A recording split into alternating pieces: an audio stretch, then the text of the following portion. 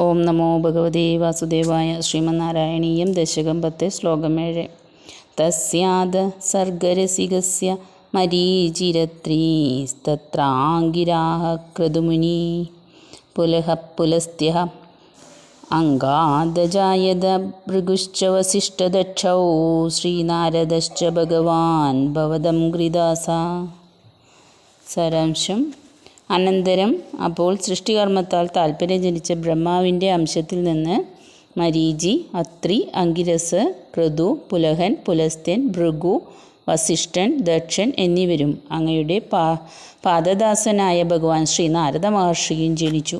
ബ്രഹ്മാവിൻ്റെ മാനസപുത്രന്മാരായി ജനിച്ച 10 മഹർഷിമാരുടെ കാര്യമാണ് ഇവിടെ പറഞ്ഞിട്ടുള്ളത്. മരീചി മനസ്സിൽ നിന്നും, അത്രി നേത്രത്തിൽ നിന്നും, അംഗിരസ് മുഖത്തിൽ നിന്നും, ക്രതു കരത്തിൽ നിന്നും, പുലഹൻ നാഭിയിൽ നിന്നും, പുലസ്ത്യൻ കർണത്തിൽ നിന്നും, ദക്ഷൻ പെരുവിരലിൽ നിന്നും, നാരദൻ ഉത്സംഗത്തിൽ നിന്നുമാണത്രേ ജനിച്ചത്.